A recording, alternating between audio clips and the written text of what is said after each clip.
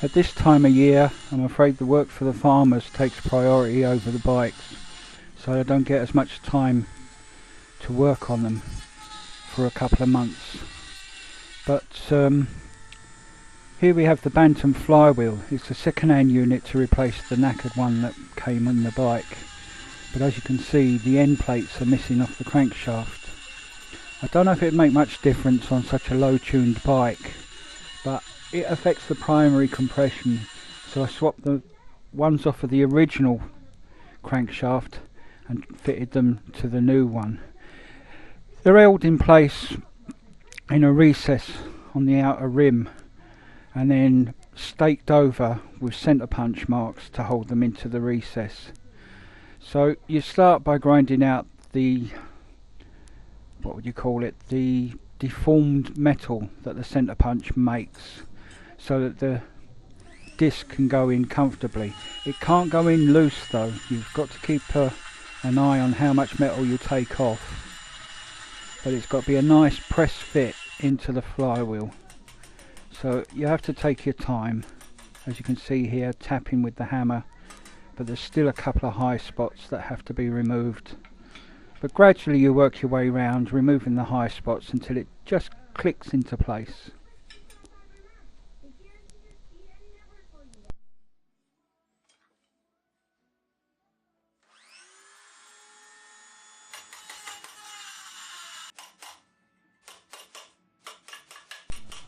Eventually, with a bit of care, it gets to the point where it's a nice tap fit into the recess. Once it's in there, you can use a punch then to go around the recess and spread the disc out into this recess, tapping it down, making sure every bit of it's nice and flat until everything just sits at home nicely. As you can see here, just gently working your way around, evening out the plate until you're happy with it and it's nice. It's got to be even all the way around.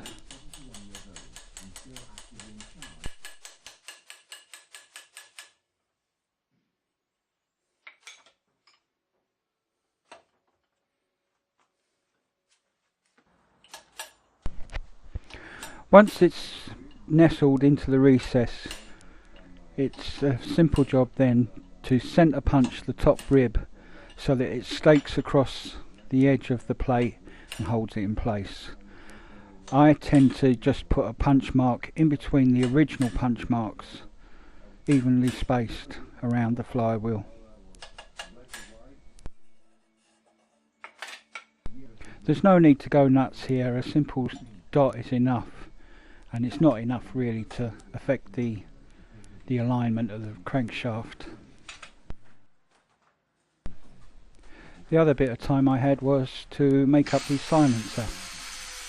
With the price of replacements now, it was sort of 50-50. Should I buy a replacement chrome plated, or should I knock one up in stainless with all the advantages that presents?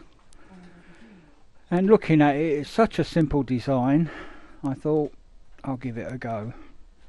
So I got hold of a piece of the right diameter tube off of eBay and proceeded to strip out the baffles and the tail piece from the original pipe.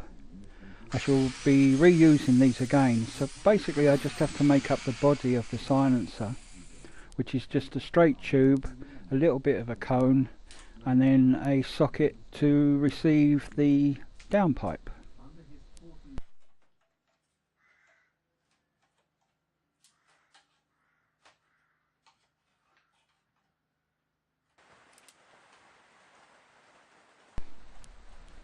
To get the reducing cone, I got a bit of old cereal packet, the cardboard template job, and started trimming it so that it was exactly the same diameter as the tube of the body of the silencer.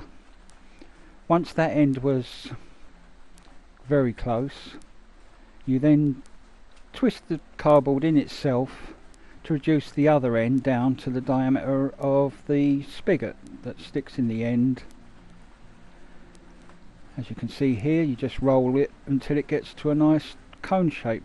It will distort the end and make them all sort of squirry, but all you do there, once you've got the taper to where you want it, you just trim the ends up square, and this then gives you a pattern to cut from the flat plate to create the reducing part of the exhaust, the cone.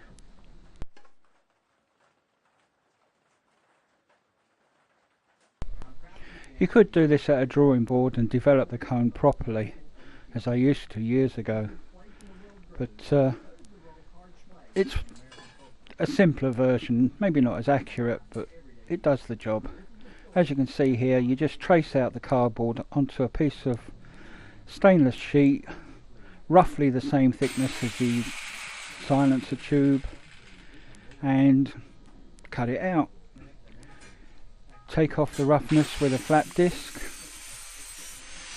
as you can see here, and once you're happy with it, you can start forming the cone.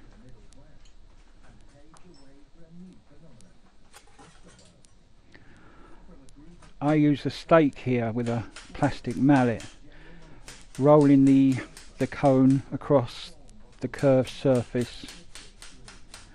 Usually I work one side, get a nice tight curl on it, then flip the piece round and roll the cone on the other side, or roll the edge rather, sorry, on the other side. Once the two edges are rolled quite tight, you can then push it over a round bar and basically bring it into the cone shape, just tightening everything up with the plastic mallet. The idea of the plastic mallet, of course, is that it doesn't damage the surface of the stainless, keeps everything flat and not dented.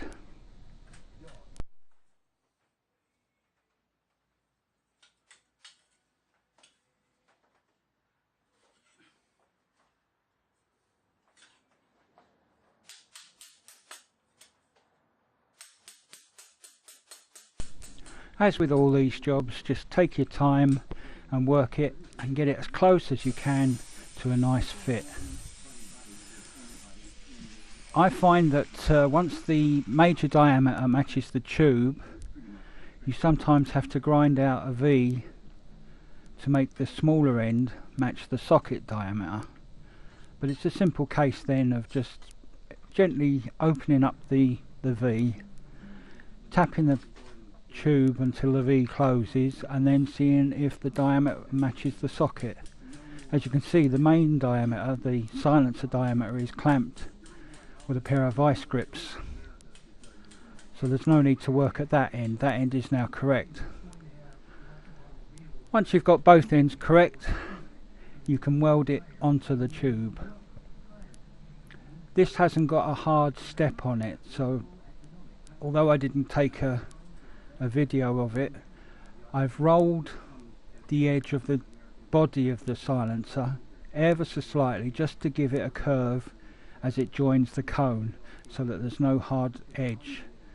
The weld is actually about 1/8 of an inch to 1/4 of an inch further down than you think it would be. Does that make sense? But again, once it's all welded, you just polish out the worst of it, take off the high spots, get down to almost flat, because you can't really get it flat with a flat wheel, and then take it to the belt sander. I find this great for smoothing out all the roughness of the welds and blending everything in.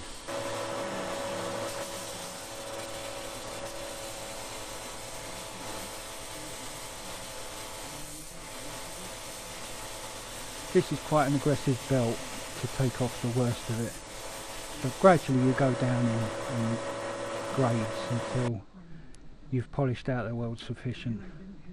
Here you can see me welding the socket in. The socket in this case is a length of tube that goes down about 1/3 of the length of the body of the silencer inside. I think it's to do with the actual silencing of it, so I'm just copying the original here. I tack one side, so it's in its length location, and once the tack is set I can then square it up in the silencer. As you can see here, I'm using the handle of the hammer until everything's running true and looking parallel and concentric, and then it's finished welded. This picture here was taken just as it was tacked to show the alignment.